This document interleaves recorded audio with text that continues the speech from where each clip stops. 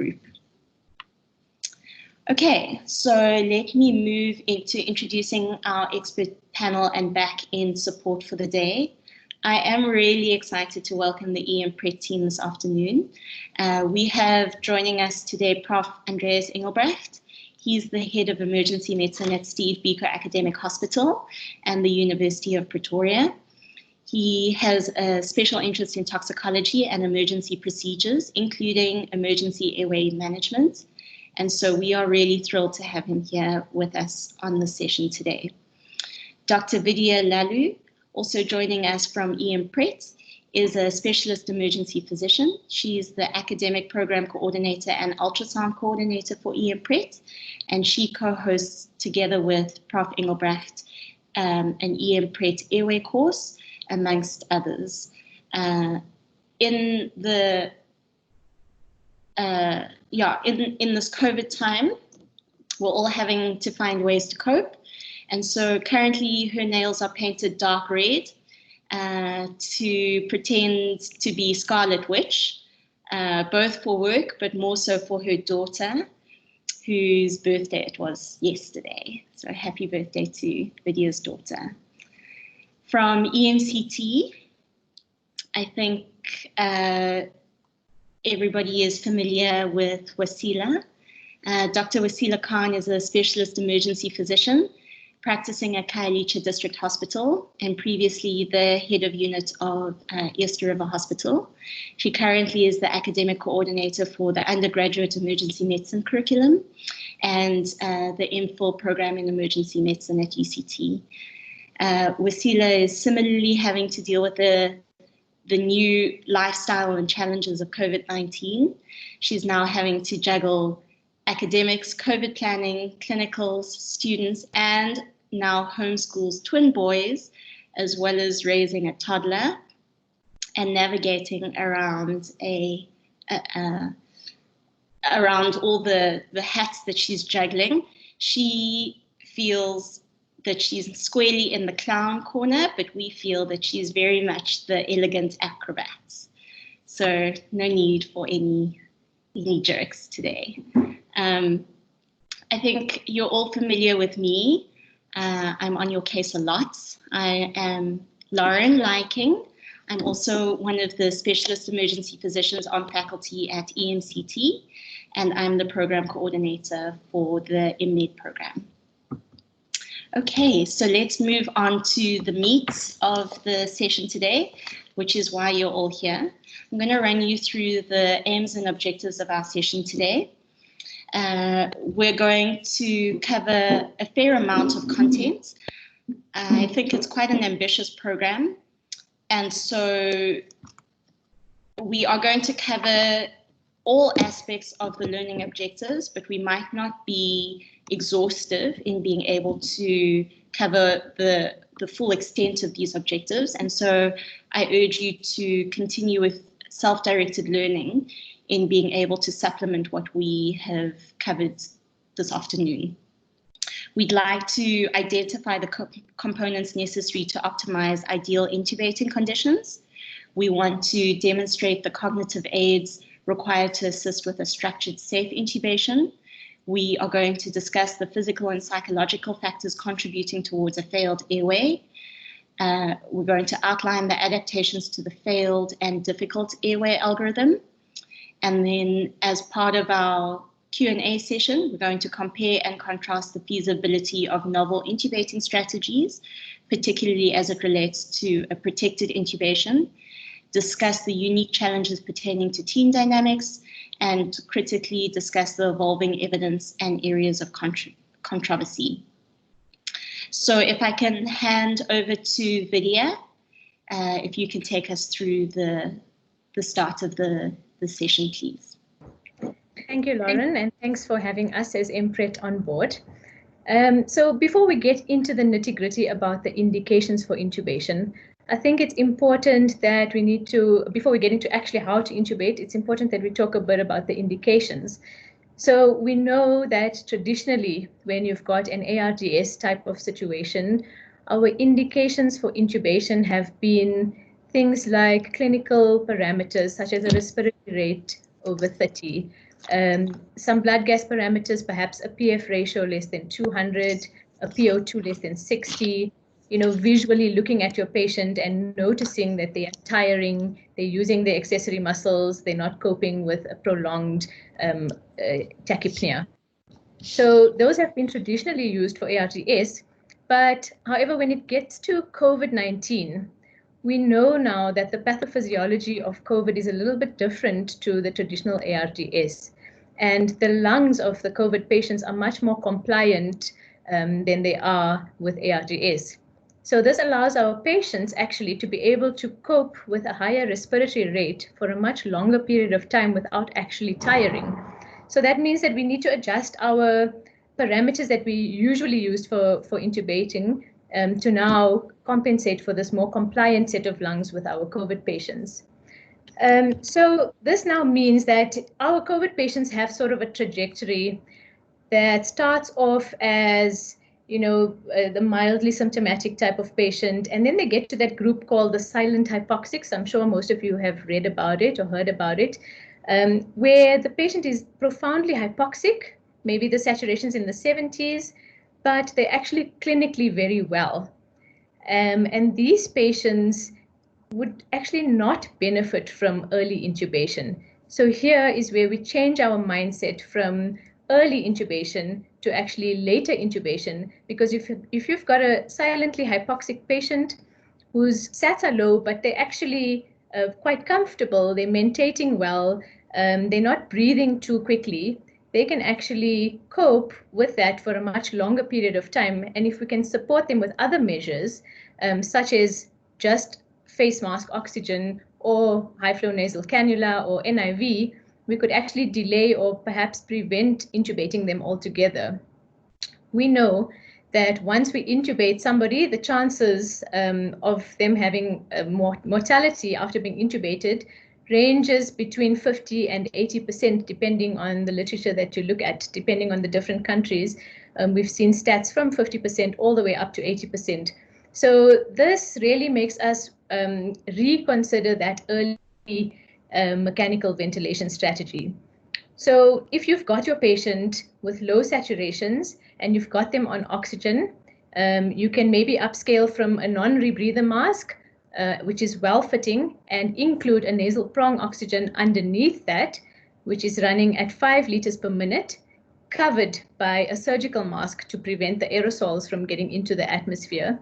If that is not adequate to get your saturations up, then putting your patient on NIV or high flow nasal cannula and using this new concept now of awake proning, that really helps us to stave off intubation as well. So with awake proning, it doesn't work quite as well with NIV, with the big mask on the patient's face, but with high flow nasal cannula as well as with face mask oxygen, it's quite a good option. You just ask the patient to prone themselves or to lie on their sides if they're a little bit obese, and you can actually visibly see the saturations coming up.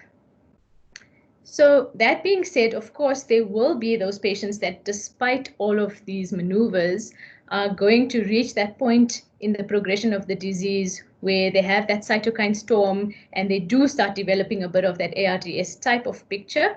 And for these patients, it's going to be those that are actually having confusion. Their respiratory rate is now slowing down. So their CO2 is rising from a low CO2 to either normal or to a raised CO2. So once they develop this type 2 respiratory distress, respiratory failure type of symptoms, and if they are actually confused from their hypoxia, this is when we need to think about actually going straight to mechanical ventilation.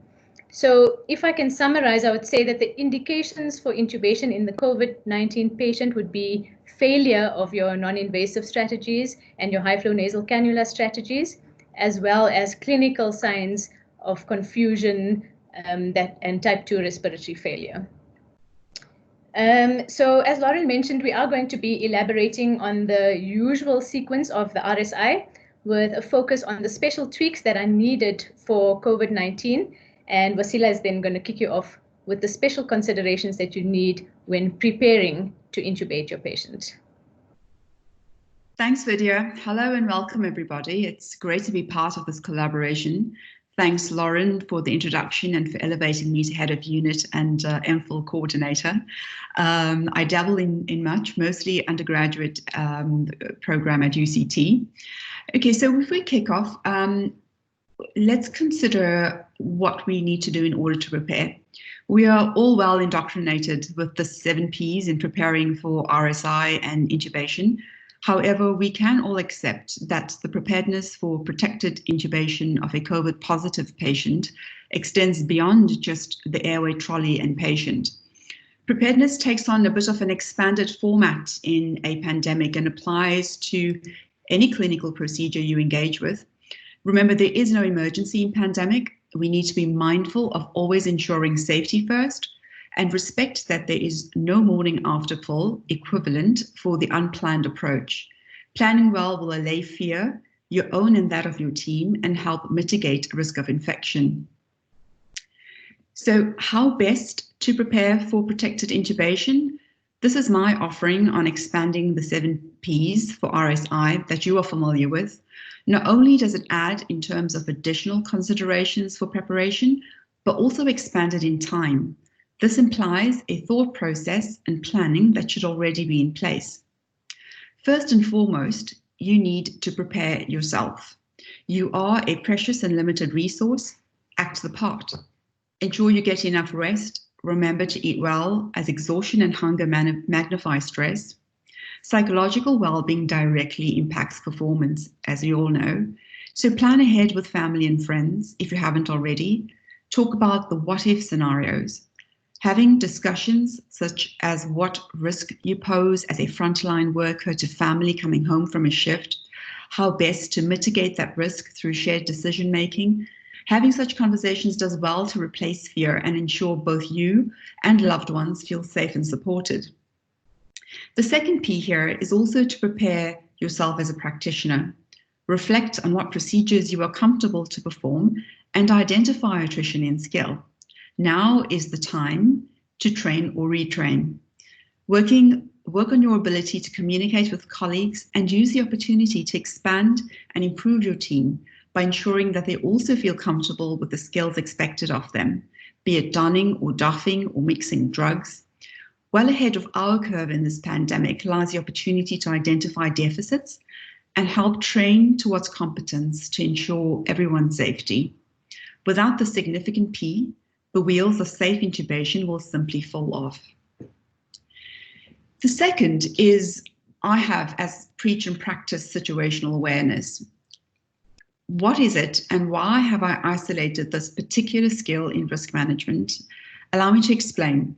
Situational awareness refers to being aware of what is happening around you, where you are in relation to other people or things, and what potential threats there might be. Good risk management involves consistently assessing situations for any existing or future threats or risks based on the current situation. So this situational awareness needs to be a shared one between hospital, unit, and intubating team. So why is this important? We all have innate cognitive biases based on previous experience or what we perceive to be true or likely. This arises when automatic thinking leads to a different conclusion from that which would have been reached with more analytical and deliberate thinking. It is this automatic, efficient process which makes it so useful, particularly from an evolutionary perspective, as it enables us to respond quickly to situations. In the practice of emergency medicine, it is particularly susceptible to cognitive bias because of its complexity, variety, and periodic hidden curveballs. Then you add in fatigue and time pressures and other distractions, all of which favor automatic thinking, and it is not surprising that biases commonly occur. This leads to stereotyping and to making inaccurate judgments, and leads to thinking such as priming. I'm sure you've heard it before. I've intubated 100 times before with this team. There's no need to go over the checklists for intubation. They will know exactly what to do. Or how about the premature closure? If it looks like a duck, sounds like a duck, and walks like a duck, it's a duck. There's no way the tube is in the wrong place. It's the ventilator. It's given us issues before. So these are examples of cognitive biases, which if we don't confront can lead to disastrous consequence to both practitioner and patient safety. But how do we go about harnessing the skill of situational awareness? Well, for one, you need to assess risks from all angles. Learn to look at things with a 360-degree focus, not just your own. Engage with your team. Be open to different viewpoints. Also look at what others might be seeing. How is that different from what you're seeing? Questioning without judgment is a key factor in situational awareness. Communicate with others. Being able to communicate the perception of risk is another vital part of overall awareness strategy. And any effective strategy requires everyone to be on board. And the best way to achieve this is to communicate each stage of a risk assessment or a potential hazard. This communication occurs at different intervals. So one opportunity is at the start of your shift. Have a team huddle, have a brief discussion on the COVID response planning, including intubating the COVID positive patients. Use the opportunity to assign roles. It is also a good time to check in on teammates and ensure everyone is in a good psychological space to face the shift. Don't assume that just because you told someone about a risk or about correct procedure, that they actually heard you or that it was agreed. When communicating, it is much better to have a variety of ways to do this. So one such mechanism is the use of checklists, such as this taken from the Journal of Anesthesia on consensus guidelines for managing the airway in patients with COVID-19. This checklist delineates the processes which must occur outside the intubating room, inside the room, and that which occurs post-procedure. It also provides a second prompt to confirm verbal discussions you may have had earlier in the shift and can be amended here to include space on the document to write the names of individuals assigned to each role. What I like about these checklists offered by the New York General Hospital is an extension of the checklist specific for each person in the team and further elaborates procedures to be completed inside and outside the intubating room. So a topic of much discussion locally and in the global north is PPE and the shortage thereof. Nationally, we have specific guidelines on what and how PPE should be donned. Ideally, all items should be presented in a single sterile package. These arrangements can be made with CSSD depending on your institution. Otherwise, I'm sure we all have experiences where we've got to be running around the unit searching for different items to make up a PPE package. Alternatively, you could place a pictogram outside the room you're about to intubate in that can serve as a cognitive aid to ensure that all items are donned and done so in the correct order. This may be more feasible. Hospitals in the global north that have the resources have advocated the use of what they call a safety officer outside of the intubating room. This could be a fourth person and need not necessarily be a registered nurse or a doctor. You could take on board volunteers or even medical students. But what may be more feasible in our setting than using a person specifically assigned as the runner and safety officer is using cognitive aids or visual aids just outside the room. So if you do have the luxury of having a fourth person, that individual is able to serve multiple functions. And if you do have access to that resource, then please, by all means, use it. Vidya, what is practiced in Pretoria? Do you feel the same dress in terms of, do you follow the same in terms of PPE? Is everybody in the intubating room wearing full PPE? Yes, Wasila. So up north here, we have quite a similar practice. In the intubating room, we have 3 people, the intubator and 2 assistants. That may be another doctor and a nurse, or maybe 2 nurses, depending on availability. So all 3 of them are donned in full triple PPE. And then the assistant or runner outside is in a surgical mask, a plastic apron, and gloves. When we talk about triple PPE, we're referring to the layers that are covering the mouth and the face of the wearer. So this means that each person has got an N95, and then that is covered by either a surgical mask or a cloth mask. And then our third layer that we refer to is the face shield. And then there's also goggles underneath that. But as you mentioned, the purpose of the surgical mask and the face shield, it's not really an aerosol stopping intervention, but it's more to catch the larger droplets and also to preserve our N95s. So I'm not sure about you guys, but we are reusing our N95s and trying to save them as much as possible. So by covering the N95 with a surgical mask, that allows us to prevent the N95s from being contaminated with things like vomit and secretions, so that we can reuse them for much longer.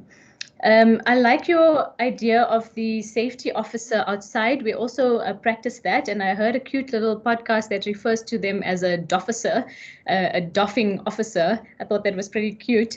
And that is your person that is outside the room, specifically in charge of taking that cognitive load off the people that are intubating in the room to let them doff safely. So that person would basically guide them step by step into what they should take off, remind them to wash their hands with sanitizer, their gloves in between, and describe exactly how they doff their clothing layer by layer. So I must say, I love this combination that you've given of the visual aid to prompt the correct donning and then including the dofficer with that. That would be a great idea. Yeah, indeed. I highly value these, especially in a high stress environment where there are multiple stimuli and distractions. It definitely does well to improve patient and staff safety as well.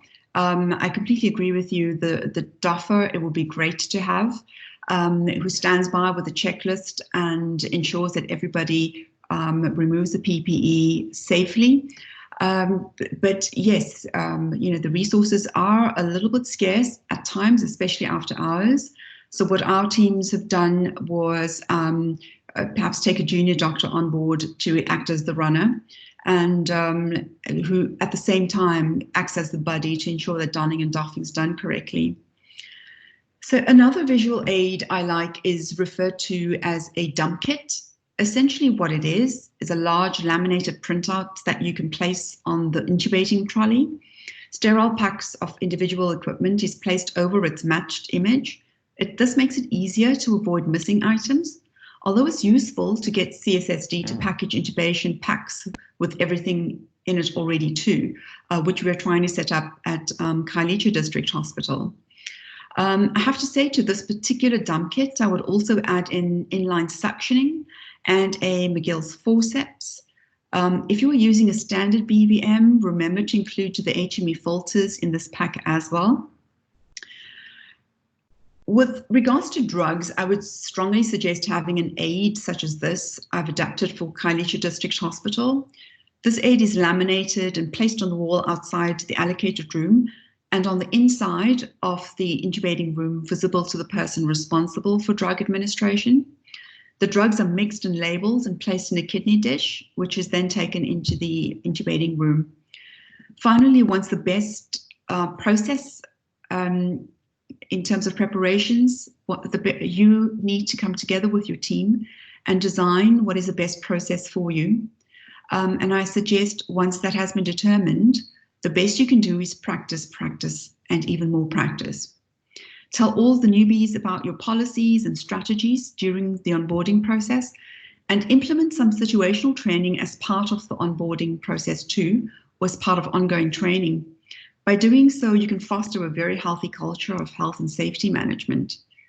Now, this may seem like a lengthy procedure and feel somewhat unnatural when compared to how we usually approach critically ill patients who are in need of intubation.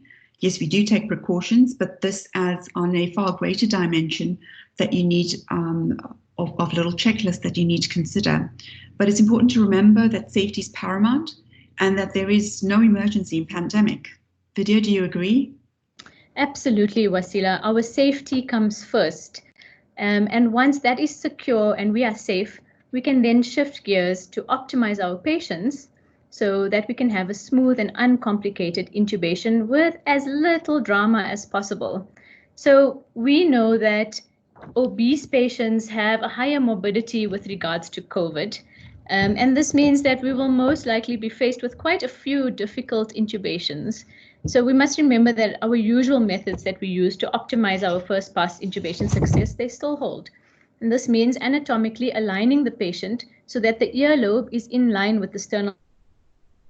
In a non-obese patient, that means you can achieve it by placing the patient in a sniffing position. You may opt to keep the head of the bed elevated at 25 to 30 degrees, but ensure that the neck is still extended so that the face remains parallel to the ceiling. With obese patients, we need to apply graded padding under their shoulders and their head so that we maintain that earlobe to sternal notch alignment, as you can see in the picture.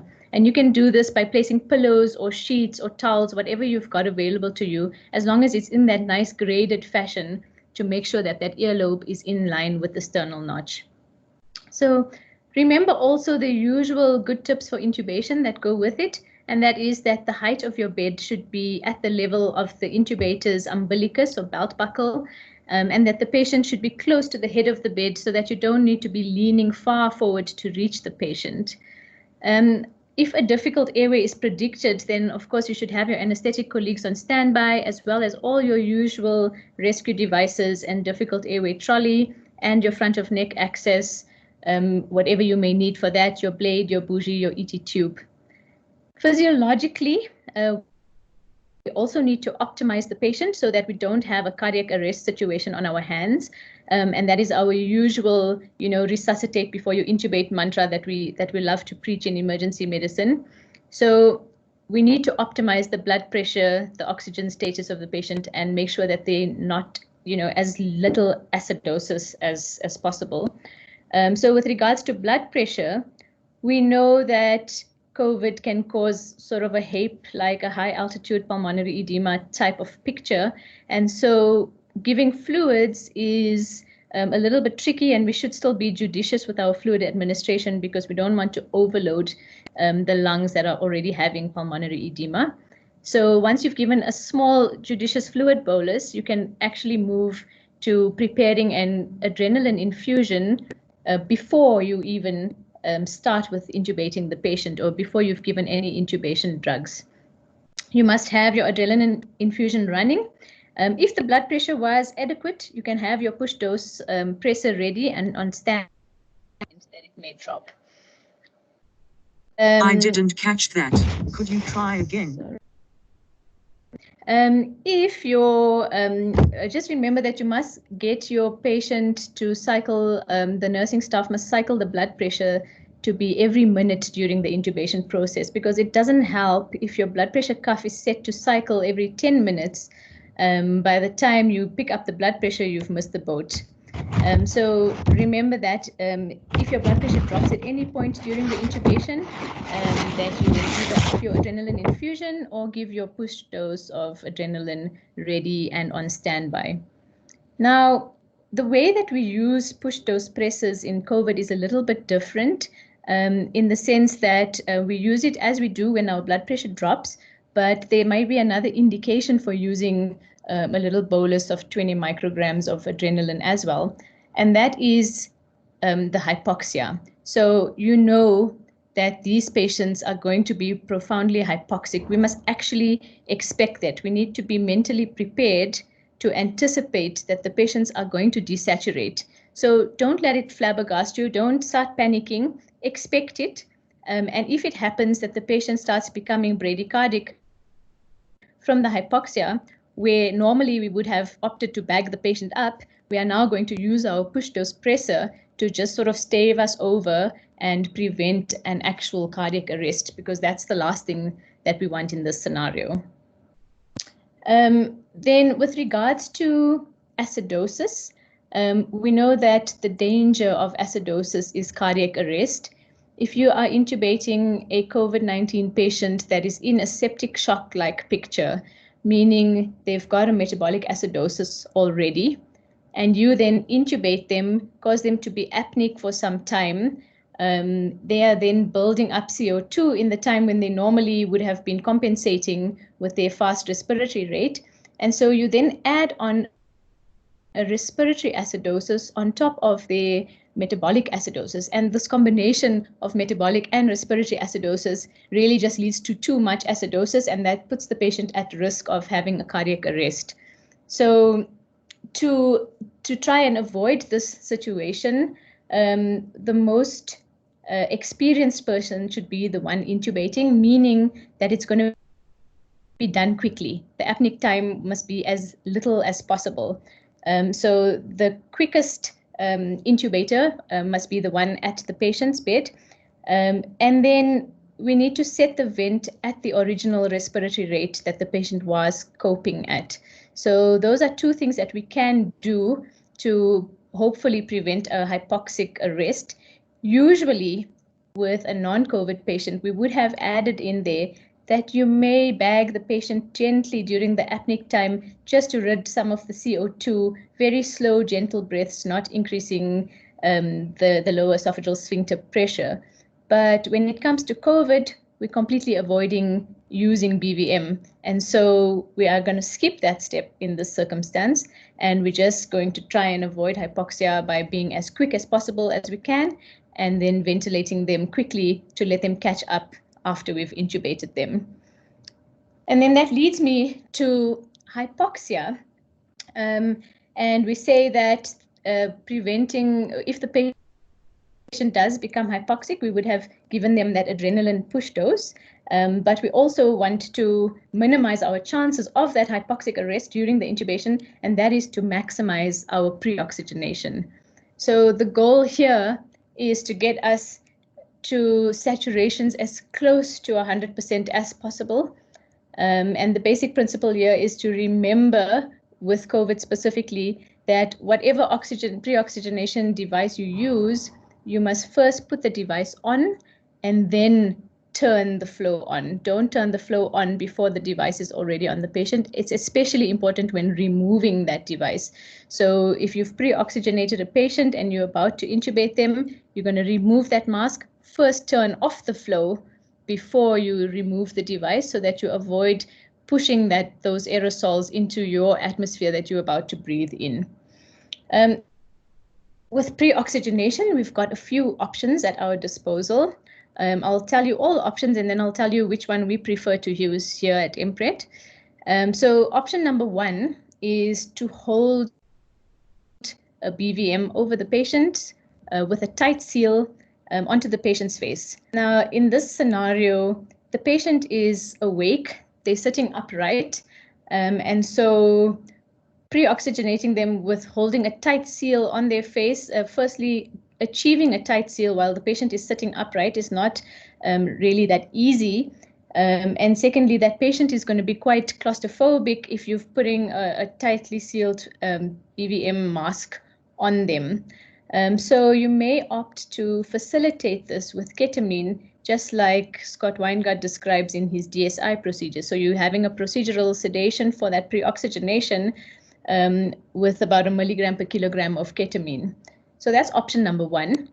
Option number two, and this is the one that we prefer to do, and the reason I say that is because option number one ties up a provider who now has to be standing at the bed holding this mask on the patient during the entire preparation process. So option number two frees up that provider, and that is to put on a non-rebreather mask on the patient, and that would be set at about 15 liters per minute, or whatever it takes to get the bag of the non-rebreather 2/3 full. Depending on the respiratory rate of the patient, it might be a lower or higher flow of oxygen. And with that, we put a nasal prongs underneath that non-rebreather mask. So that nasal prongs should be set at 5 liters per minute, not the usual 15 high flow that we usually speak about. And that is because of that risk of aerosolization. And then with those two on the patient's face, we then take a surgical mask and put it on top of the device. So we've got nasal prongs, we've got a non-rebreather, and then we've got a surgical mask on top to catch all the larger droplets that would be emitted from that contraption. So at Steve Biko, we are doing that option. And that is because it's just easier. It frees up our one provider. We don't need to procedurally sedate the patient for it. If that is not enough to achieve a high SATs, and that's ideally over 90%, but as I say, as close to 100% as you can get, and the patient was perhaps on NIV or high flow nasal cannula before you've decided to intubate them, then you should ideally leave them on the NIV or on the high flow nasal cannula and let them continue with that as their pre-oxygenation strategy. Option number 4 is sort of a makeshift NIV, which is also taken from Scott Weingard's DSI, where you've got your nasal prongs, you've got your BVM with your PEEP valve, but the settings here are different. And these numbers I've taken from George Kovacs, which is the Canadian airway guru, and he suggests putting your nasal cannula at 5 liters per minute, putting the BVM at 15 liters per minute, and setting your PEEP valve at 10 centimeters of water.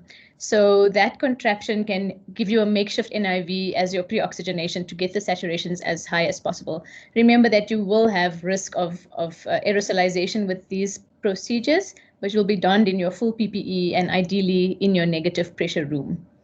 So we apply our pre-oxygenation for the usual 3 to 5 minutes, or as long as it takes to get all your equipment, your drugs, and your team prepared, and then you go through your checklists. So when it comes to drugs and doses, here we want to go with the option that are the safest for the patient in terms of not dropping the blood pressure, but we also want what is safest for us, and that would be, in the situation of COVID, the least chances of aerosolization. So we really want this patient to be paralyzed, that they do not cough in our faces. So if we talk about induction agents, it doesn't matter which induction agent you choose.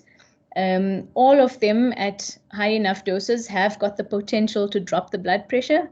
And this would be the case if the patient's been septic for some time. Even ketamine can do it if they've exhausted all their endogenous catecholamines. So when it comes to dosing, you take that textbook that you've read your drug doses and you throw it away, because they've been designed for anesthetics with very wide awake patients who are anxious.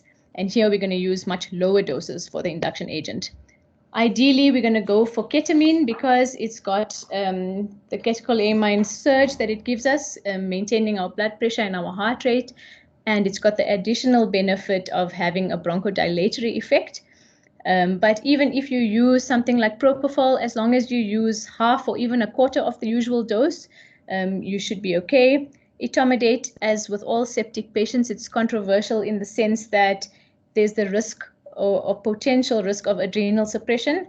But we all know that studies have shown that a single dose shouldn't necessarily cause that much adrenal suppression. So if you've got nothing else, then that is also okay.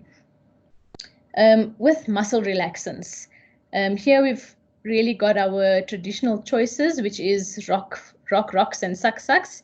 And that is what we are using here at Steve Biko. We are avoiding scoline because it's very short acting. If you think about the normal intubations using scoline, by the time you're securing the tube, the patient's already waking up and starting to cough and muster about, and we don't want that to happen here with these COVID patients, because we really don't want them to splutter in our faces. So we're going to go for rocuronium because of the longer acting nature of the drug.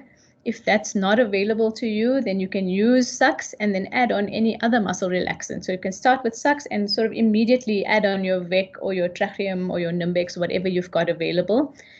When it comes to dosing of the muscle relaxant, remember, especially if it's a septic shock patient with a low blood pressure, that you want to go for the higher dose of the drug. So rocuronium, we're going to go for 1.5 milligrams per kilogram. That would be 2 ampules in a 70 kilogram patient, and give that quickly. Once we have administered the drugs, remember not to bag the patient as we normally do with all RSI. We don't bag. And at that point in time, you're going to position your patient to your preference. Remember also now to first turn off the oxygen before removing your pre-oxygenation devices. And then we're going to be ready to intubate the patient. So a few notes about intubation before we get into the video demonstration. When we talk about VL versus DL, that's video laryngoscopy versus direct laryngoscopy. Here we are advocating for video as the first choice. And the simple reason is that your face is removed from being directly in the patient's airway. And this then, of course, comes with the proviso that you have practiced and are confident in your abilities with the video laryngoscope.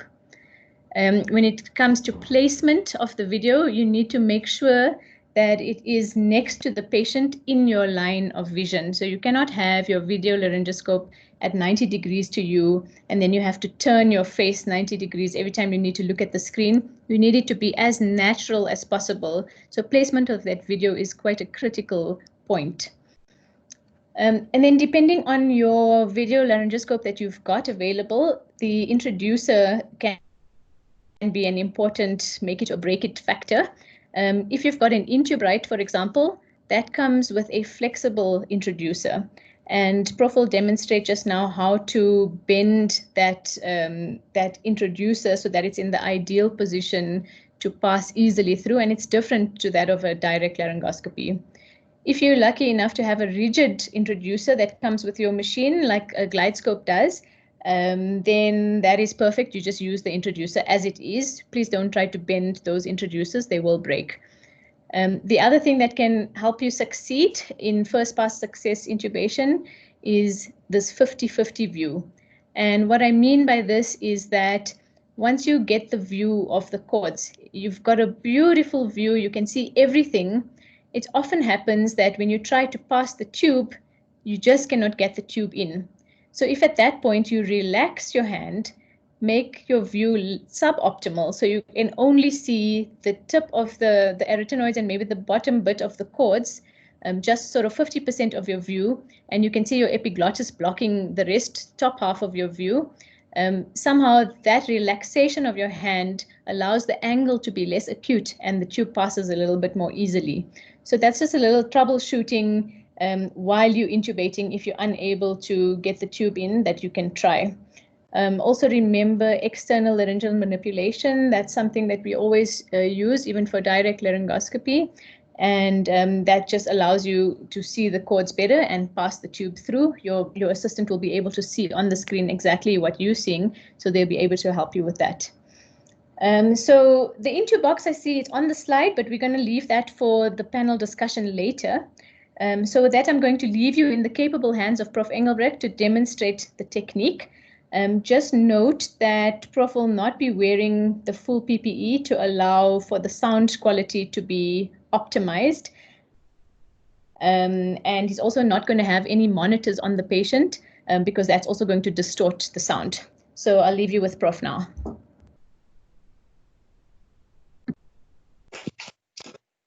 Okay, Elmine, are you ready? I am ready. Excellent. Okay.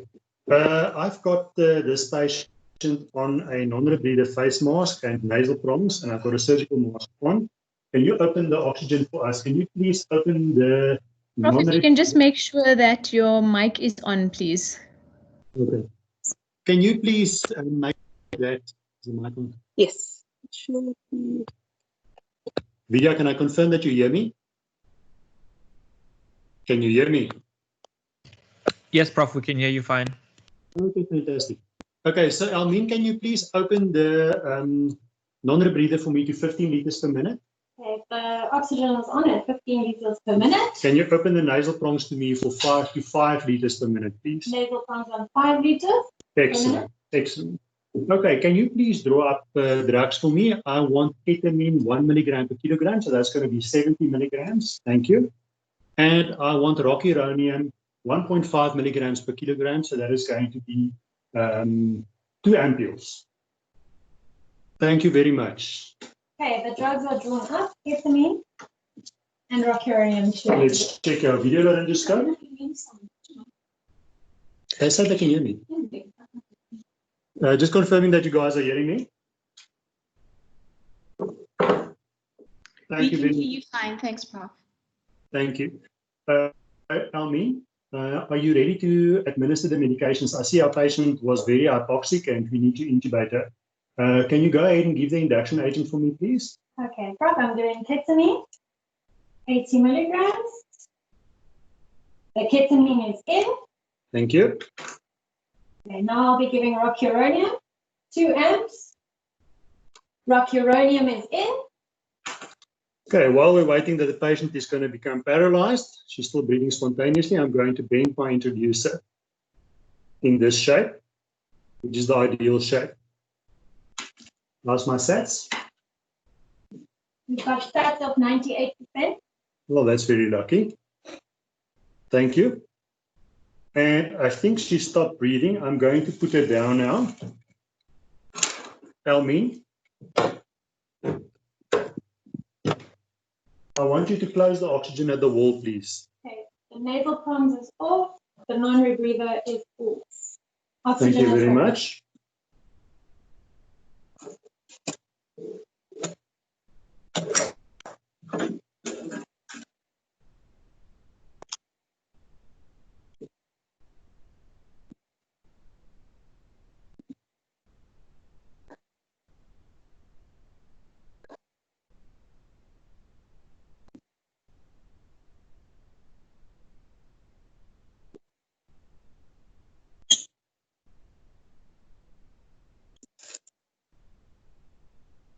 So that is a Cormac Leane 1, but I'm going to let go and have a 50-50 view.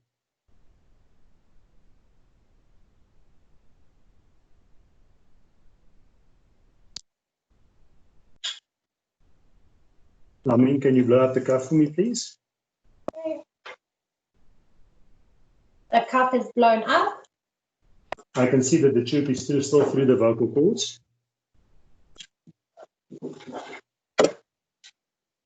Lamin, when I tell you, can you please clamp the ET tube for me? Please clamp it. The tube is clamped. Thank you, Elmi. Can you please connect the viral filter for me?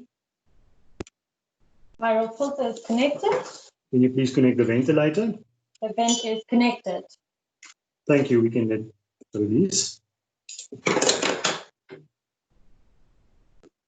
Thank you, Elmi. Let's look at the ventilator and look at our settings. Let's just confirm tube placement. Can I have a look at end-tidal CO2? I see a good end-tidal CO2 measurement, and I'm visually seeing that the chest is rising. Thank you very much, team.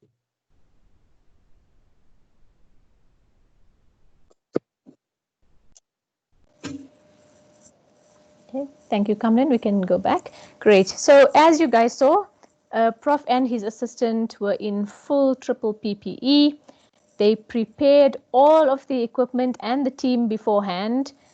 For the pre-oxygenation, they used a non-rebreather mask and a nasal prongs at 5 liters per minute with the surgical mask on top. He opened the oxygen only once the mask was on. Drugs were administered as usual. Prof used video laryngoscopy for the purposes of this demonstration. The video was turned so that the audience would get a better view, but in real case, it would obviously be in line with his vision.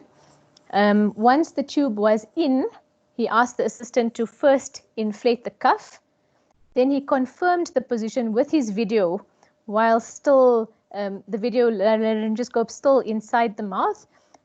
Once confirmed, he then removed the video laryngoscope. The assistant then removed the introducer and clamped the ET tube. First connected the filter and the end-tidal CO2 attaches onto it. And then the preset ventilator was attached, not the BVM device. So you've got a closed system at all times. The tube was then unclamped. We can move to the next slide. The confirmation was then done by visualizing chest rise and by using the end-tidal CO2, not by leaning over and listening to the chest and thus contaminating your stethoscope, or by leaning over, you also put yourself again in that patient's airway. An NG tube is actually preferred here in COVID over an orogastric tube because, as you all know, with an orogastric tube, it is inevitable that you end up back with your laryngoscope in the patient's mouth, fiddling around in there and with curled up NG tubes. So nasogastric is preferred over orogastric, just because of ease of passing it through. And then because the patient is paralyzed for a longer time than usual, with the scoline, that we're used to with scoline, you need to have your sedation infusion ready, like a domicum infusion that should be ready to go. So all of the above is good and well if everything goes well and the tube passes without any incident. But what happens if we're faced with a difficult intubation? Well, we must have it separated very clearly in our minds, the difference between a predicted difficult airway and a failed airway.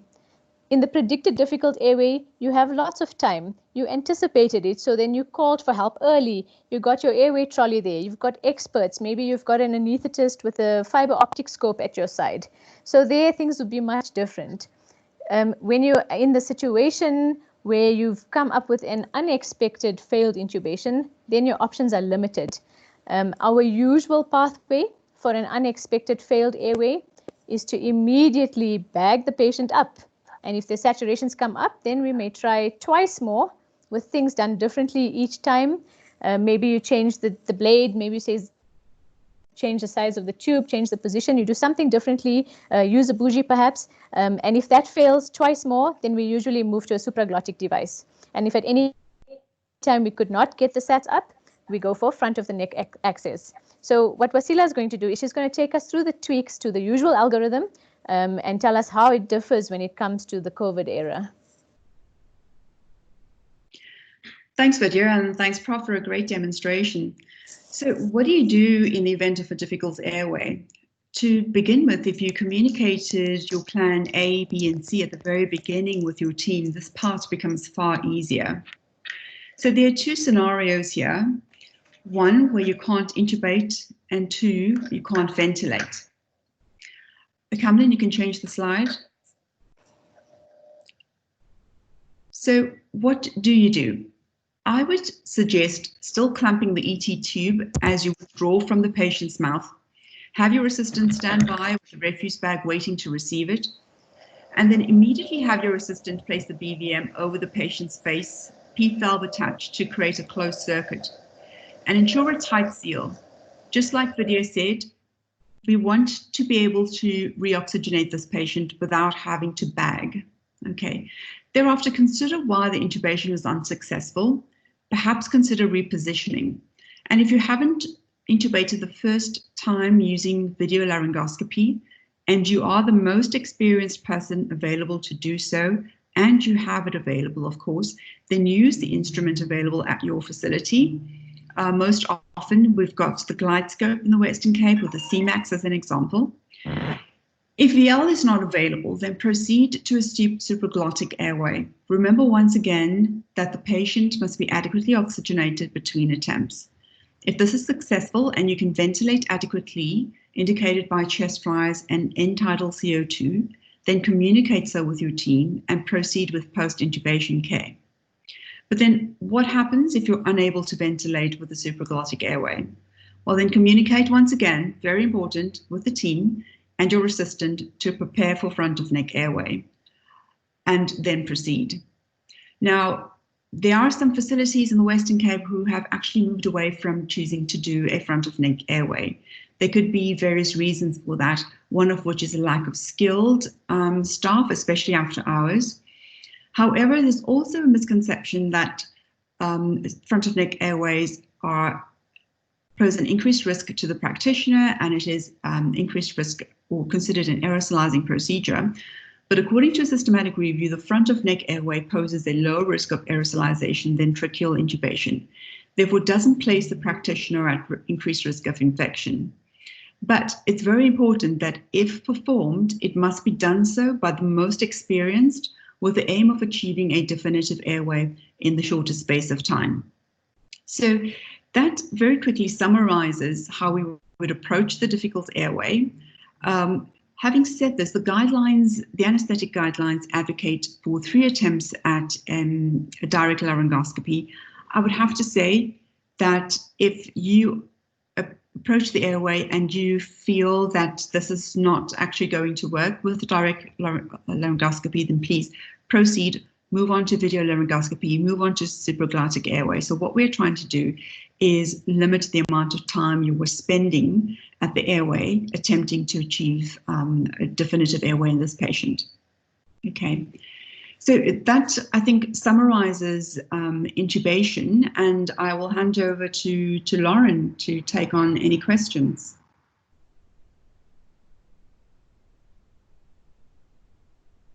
Great, thanks, Wasila.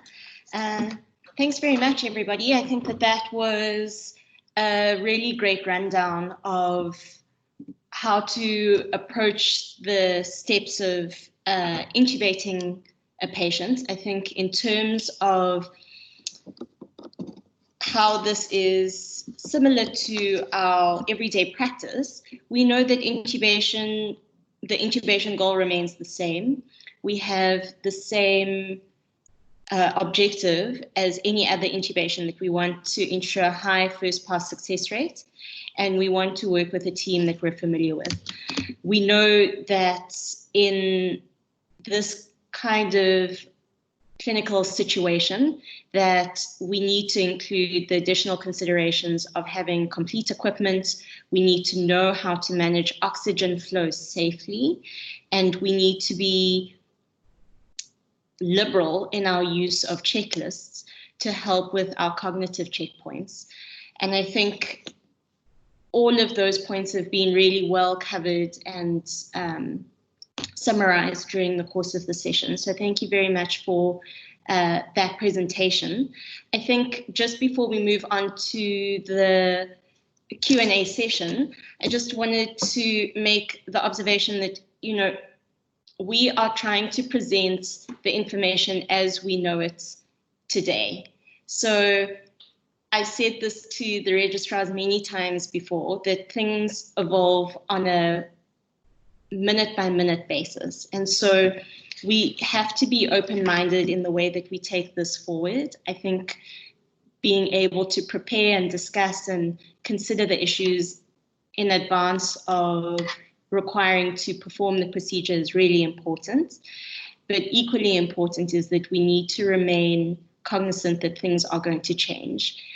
As much as we try and plan and as much as we try and prepare, there is going to be a point at which we're going to have to be agile, we're going to have to adapt, and we're going to have to be open to considering changes to our approach. And so I would just add that as an addendum, that we are providing the best possible approach at this given time with the information that we know. And that really is part of the discussions and what underpins all of our COVID-19 discussions, is that, and airway management is no different, is that we're forced by circumstance, really, to commit to processes and procedures using evidence that is anecdotal, that is based on expert opinion, that is based on consensus. And so that makes us feel a little bit uneasy. And we accept that and we acknowledge that, but it's not really anything that we can change right now. And so let's just be considerate, let's be calm, let's have rational discussions, and we move forward in our discussions. So I think that is a good jumping off point for Q&As. Cameron and Luke are going to be on the side collating those questions for us. And so just as they're beginning to pull through all of those questions, I'm going to kick off the session with Prof, with Wasila, and with Vidya. I think that we have all been reading with much interest around the concept of barrier devices in a way to assist us with a protected intubation. What are your feelings around the kinds of barrier devices that are available to us, and whether you feel that this helps or hinders our intubating safety and efficiency? Yeah, thanks, Lauren. I think I can respond in a bit there. We understand that tracheal intubation is potentially high-risk procedure for the airway manager, particularly as it risks exposure to a high viral load. And if transmission occurs to healthcare workers, this may be associated with more severe illness. But at the same time, we need to consider what's most practical in our setting and what's going to allow us to achieve a definitive airway in the quickest time. Now, I've had some experience. We were playing around at Kainitju District Hospital trying to simulate what it's like with intubating using the plastic box. And I'm going to use the term plastic box because I understand that our colleagues at BITS have designed something that's quite different, and apparently it might just be a lot more user-friendly. But we did attempt intubation with an intubox and with a plastic box, and that was really difficult to visualize the vocal cords, and it was quite limiting in terms of movement. And it was a larger gentleman, and we really couldn't get that the box to be well placed over him. So really how much of benefit that was in relation to having a failed airway, really to us, we couldn't see the value in using that particular box. We then proceeded to use a plastic sheet, you know, the ones you're all familiar with, that we collect patients or the nursing staff collect patients' clothing and place it in there. Well, we opened that up into a sheet that covered about half the patient with 2 slits in for the intubator's arms. We found that that was a little bit better. We certainly were able to intubate the patient a lot easier. But at the same time, it was a little bit fiddly. And just the other day, our good friend Saad Lari sent through a video that Kamil Valib's using the UAE, and his team has used a similar plastic sheet, but one that covers the patient from head to toe. And it uses the tenting sort of technique where you've got your IV poles up at the head of the bed, and the sheet is clipped onto those IV poles, and the sheet is tucked in under the mattress. And the idea there is there are 2 slits in which the patient or the airway manager accesses the patient's head, and the assistant has a slit in front that allows them to access the front to pass equipment. And the idea is that the patient is always in this plastic tent, and even if they move from EC toward, that tent remains on. So it seems a lot more friendlier to use as a barrier device. I assume the patient is going to end up being quite moist after a couple of hours, but I can understand, you know, that there would be an advantage. But then we really need to consider then a lot of the experience that comes from using the plastic boxes for intubation comes from mostly the global north, and people are intubating in rooms with negative pressure, and you are intubating in a very closed environment with all of your resources at hand, and that everybody, by the looks of it, is using video laryngoscopy. And we really got to weigh that up against the fact that we don't all have video laryngoscopy, firstly. We don't all intubate in rooms with negative pressure extraction, and we don't all have the necessary skills to be able to advance and to, you know, secure an airway in short time, especially after hours. And so I'm really, really sitting on the fence here. And I have to say that it really depends on what resources you have available and the person that's actually managing the airway. I don't know, Video, have you had any different experiences with it? Have you used the intubox that our colleagues have designed? I must say, Wasila, I tend to agree. It is a difficult call. So with regards to the box, we'll talk about the plastic in a minute. There's some pros and there's some cons. So if you think about the pros to using the box, it is good as a barrier for actual droplet transmission. There have been some experimental studies that say that the amount of droplets on the intubator's clothing after using a box is significantly less than without the box.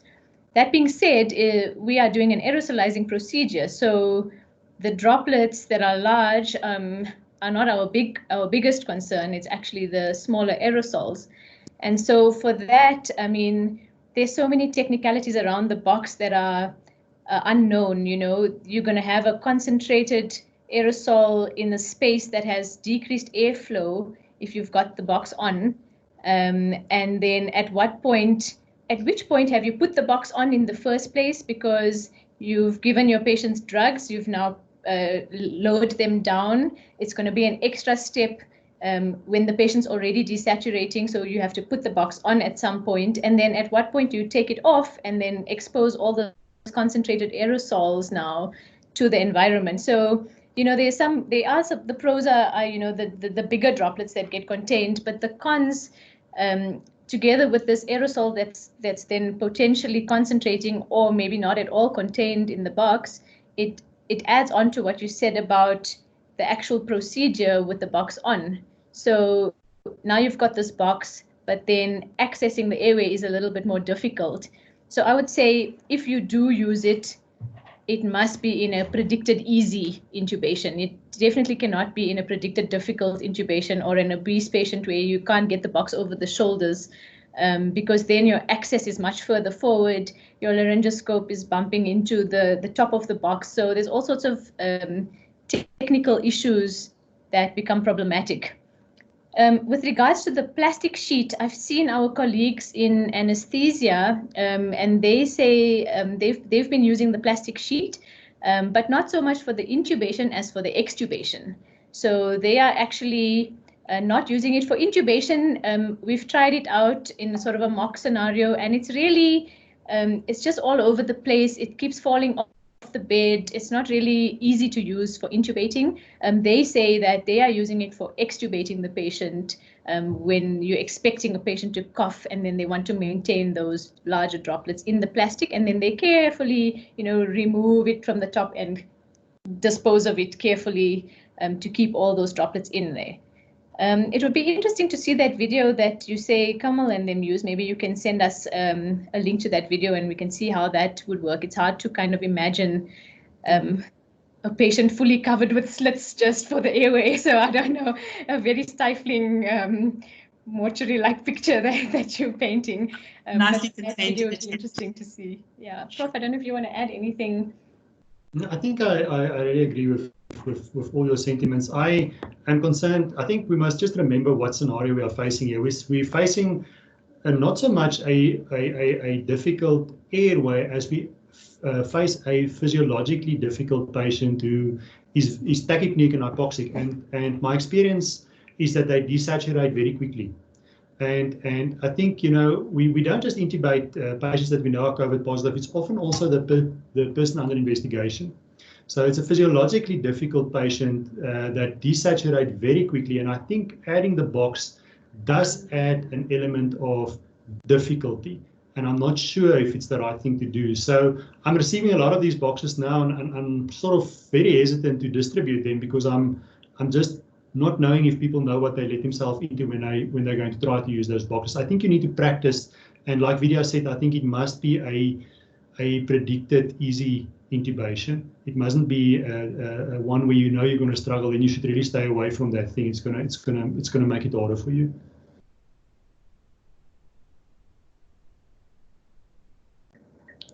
Your mic, Lauren. Okay, thank you very much. I think that's all very helpful. I think it definitely unpacks some of the concerns that we've had about these barrier devices. And I think it, if anything, re-emphasizes the fact that if a barrier device is going to be employed, that it is absolutely crucial that it isn't employed for the first time during the intubation of a COVID-infected patient, that then we really do have to be committed to creating simulations and practicing with these barrier devices ahead of time so that we're not caught unaware, because it's an added cognitive consideration for us when we approach this kind of thing. In addition to the fact that, you know, I think we really need to then emphasize the basics. And so you touched on it, Vidya, that we just need to make sure that the patients are deeply paralyzed. And so in the condition and in the situation where the patient is deeply paralyzed, you know, again, we don't really know what is the risk then of generating aerosol particles. But presumably in a patient that is deeply paralyzed, the patient is then not going to cough, is not going to splutter, is not going to be generating aerosols from themselves actively, and to what degree will our interventions create aerosolization? It's unclear, but we stick to the basics of ensuring that there's deep paralysis, and that in and of itself will decrease the risk of aerosolization and risk to the provider. Okay, all right. So if I could then just very briefly get your opinions and your thoughts with regards to strategies that we can perform and additional considerations regarding our pre-oxygenation, apneic oxygenation, and re-oxygenation strategies. I know that the emphasis is always to reduce the amount of aerosolization, that we want to keep our oxygen flow rates low, and that we genuinely will work in an environment where the airflow is quite poor. And so do you think that at any point there's room to consider high flow nasal oxygen, nasal cannula oxygen, or CPAP, non-invasive strategies such as CPAP? Maybe I can take that one, Lauren. So when it comes to using high flow nasal cannula and non-invasive ventilation, yes, we know that the risk is the aerosolization. So, but we also know that we have to balance that against the other option, which would be early intubation, and that's sort of dooming the patient to a higher mortality rate. So what I recommend is that if we do use high flow nasal cannula and we do use non-invasive ventilation, that we make sure that we, as far as possible, put those patients in a negative pressure room. Here at Steve Biko, we've got just one room, our isolation room, that is negative pressure. And right next door to us, we've got the TB ward that we're currently using, which has about, I'm not sure how many beds it has, about 10 beds, and that is a negative pressure room. So if we have those available, then we should be using those rooms when we are using these aerosol producing procedures. The second big thing is that everybody in that room must be in full PPE, full triple PPE, so that they minimize the risk to themselves. They say that high flow nasal cannula is about as aerosol producing as a normal nasal cannula. So we sort of taking that risk when we put the nasal cannula on, and we're minimizing that risk by putting it at 5 liters per minute instead of higher flows. I think we just have to be careful. If we don't have negative pressure rooms, perhaps we put them in the tent outside or the field hospital or a well-ventilated room, and sort of all of the NIV patients in one room, not mixing with any other patients. Make sure that there isn't a non-COVID patient right next door that's going to be breathing in all the aerosols. So that's my take on those procedures. Okay. Basila, do you have anything else to add? No, I think Vidya, covered it all. It's not an absolute no-no. It's discouraged under certain conditions, and if we are going to use it, then we just really need to make sure that we have an appropriate area to place these patients. And I know that some of us are limited in terms of where that space is and what resources we can assign to those areas. But like I said, it's all in the preparation and in the communication that needs to happen early on. And being aerosolizing, then, you really need to weigh up the pros and cons and really the risk for your specific unit in that time. But yeah, I think Vidya's covered all of the important aspects already. Thanks.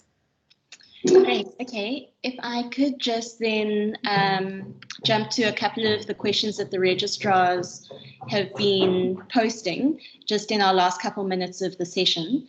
A question comes from Dr. Dope. She asks, in a situation where you're unable to successfully intubate a patient and there's a significant desaturation during the apneic period and an attempt to place the ET tube, would you still absolutely avoid using BVM and go directly to supraglottic or front of neck access? I don't mind taking that one. I don't know, Wasila, if you want to take it.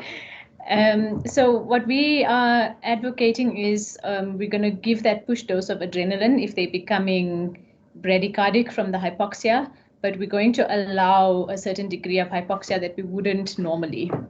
If you do get to that point, and you really might, where they're so hypoxic and bradycardic and your adrenaline's maybe not pushing them through and you really do need to bag them up, then we are completely not using first generation supraglottic devices. We're not bagging them, but second generation supraglottic devices are then advocated. So that would be anything that's not an LMA classic. So your iGels are second generation, your LMA Supremes, your ProSeals, any of the other varieties or intubating LMA, any of those are considered second generation supraglottic devices. And so if you do feel that you have to sort of bag them up, then pop in a supraglottic device and use that to rather bag them up.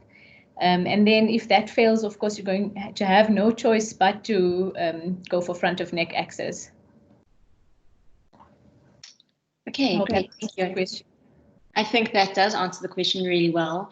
A question that I think speaks to something that we need to definitely consider in our selection criteria for our intubating patient comes from Dr. Dunn. She asked, is it practical or necessary to intubate all patients from now on in the EC as assumed COVID positive, especially in the situation where we have no time to screen? So I think the question really is, in the situation where we are having to intubate a patient, do we just presume that all patients are COVID positive until proven otherwise?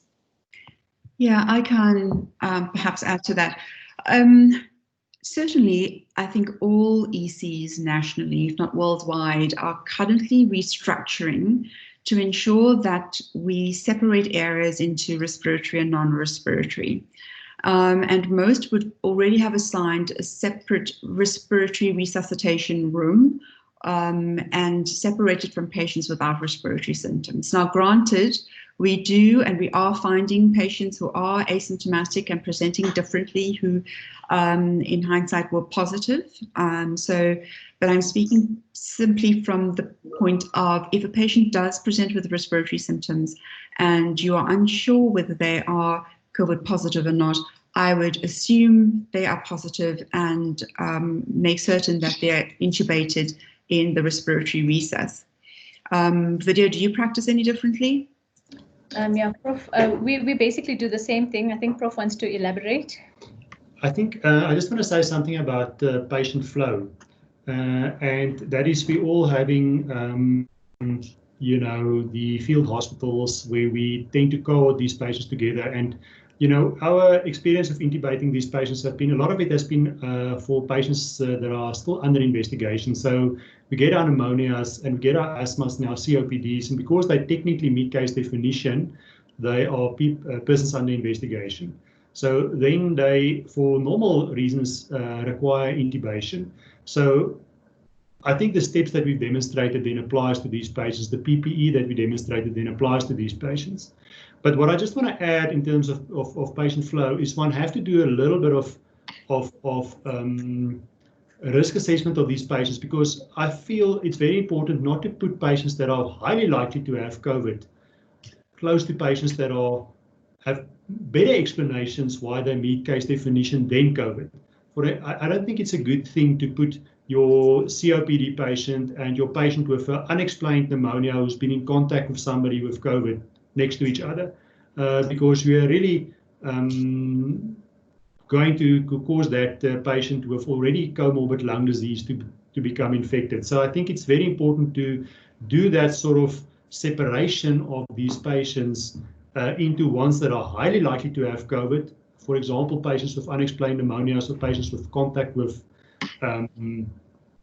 COVID positive patients, and then other patients that just simply have heart failure and kidney failure and COPD and asthma, but technically meets case definition. But for all of them, we should really be applying the principles that we've just discussed in the next couple of months. Yeah, excellent. I think that covers all the points really, and it highlights the need for having experienced providers on the front line to be able to kind of discriminate and make this kind of differentiation, because I think, you know, a junior registrar would be hard pressed to commit to that kind of distinction. But one, it requires that we carefully think out the kinds of guidelines that we're using, the kinds of severity scoring and early warning tools that we're applying, and then the need and the value for experienced and clinically astute frontline providers. Okay, I think we're almost out of time. I'm going to push us, I think, just 5 minutes over, just because I think we're having a really good time. So, or I am. So, just one more question. If we have no end tidal CO2 monitoring, what would be the recommended way to monitor tube placement? And then as an offshoot from that, is it possible to have a protected point-of-care ultrasound device in the room and then potentially use point-of-care ultrasound to confirm tracheal intubation in so far as you can identify right versus left? Okay, I think I'll take that one. So to the first question about confirming if you don't have end tidal CO2, your options are then limited really to watching the chest rise. So you must look for chest rise, look that it's equal as well. If you do want to use your stethoscope, avoid leaning over the patient, rather go from the side that you're not going over the airway. And then really you have to decontaminate your stethoscope as well after that. So that's why we're rather advocating for just looking for chest rise and hopefully end tidal CO2.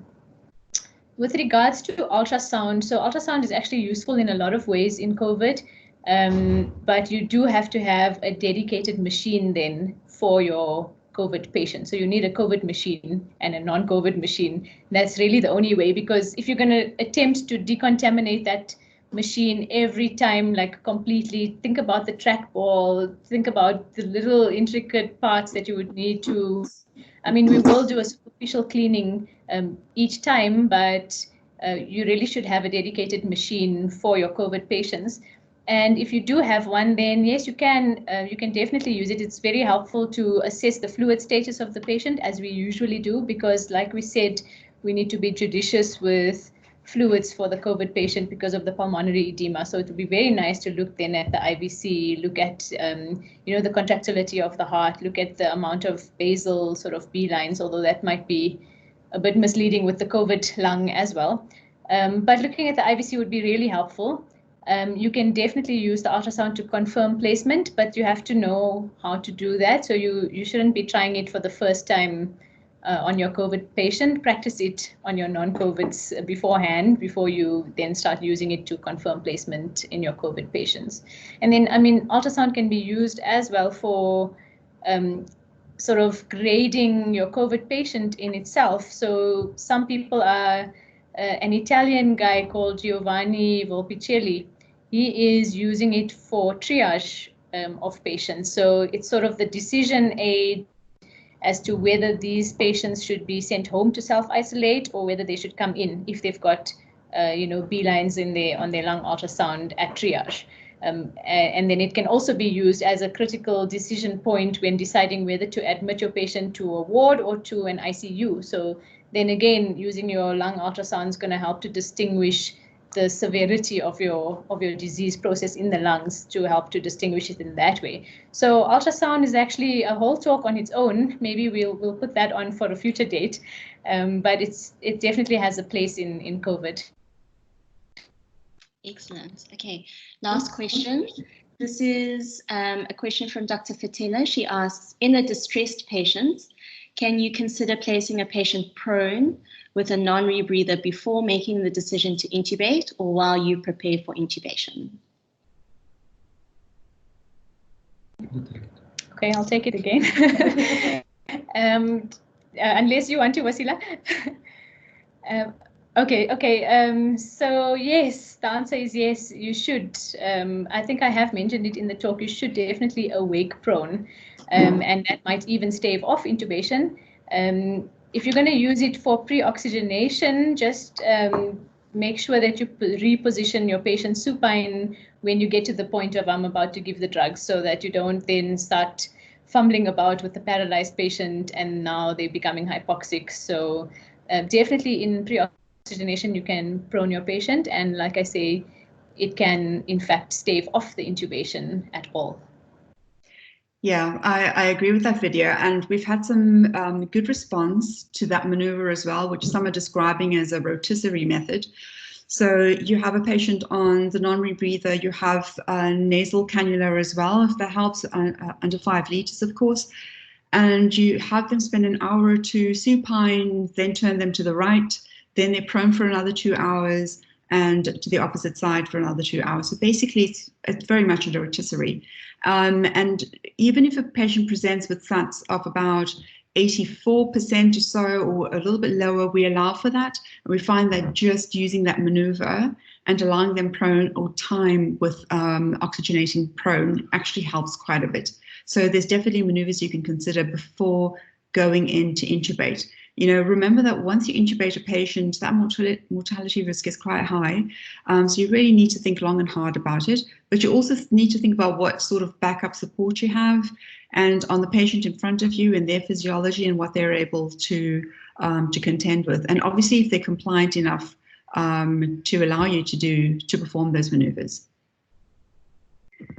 Yeah, absolutely. I think that covers it a lot, and I think, you know, much like all of the other decisions that we make in the emergency center, it happens in a spectrum and a package of care.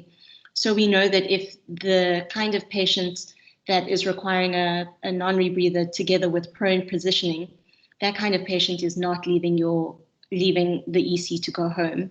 And so even if it just creates a little bit of a cushion to be able to start the discussions with the definitive care pathway and the accepting specialty, whether that be high care, whether it be ICU, whether it be whatever the eventual disposition of the patient will be for definitive management and ongoing management. I think that there's definitely value to that. And anything that buys you time to help you to prepare better, provided that it doesn't delay your management, I think, or put the patient at increased risk for clinical deterioration or rapid deterioration, where you then have to deal with a precipitous kind of clinical decline, I think is of value for sure.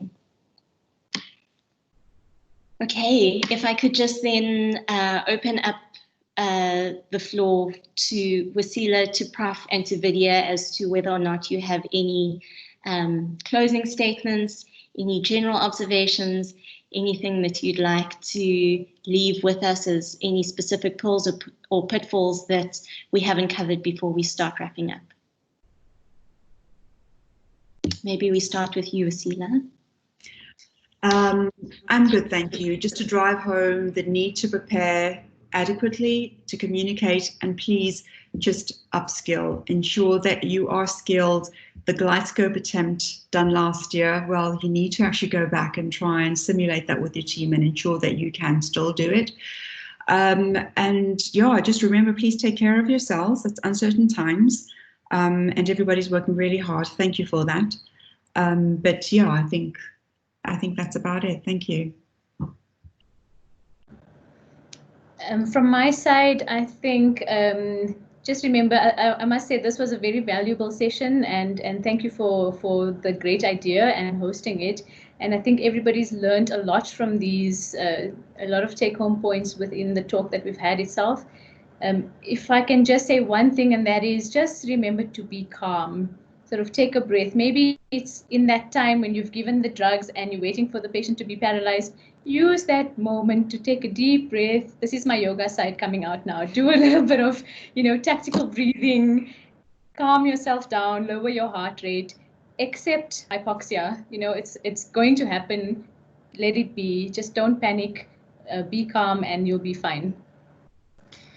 Yeah, I think from my side, I really want to sort of add to what Vidya and Wasila said already about just preparing yourself mentally a little bit. I think, we showed you some tips about how you can do it, but don't be, flustered if you forget one of the little steps. It's not that important. I think the important thing is have your patient properly paralyzed, and you shouldn't have a big aerosol. Another thing I just want to say is, you know, when you don all these PPE, you can feel very like it's almost like you become as hypoxic as the patient becomes. So just take a moment, like Vidya said, just allow yourself a moment to calm down from that very suffocating feeling of all that PPE on you, and just sort of take a couple of deep breaths, calm yourself a little bit. No intubation is ever absolutely perfect, but these are just showing you the tips and the potential things that you can do to make it safer for yourself and ultimately safer for your patient as well.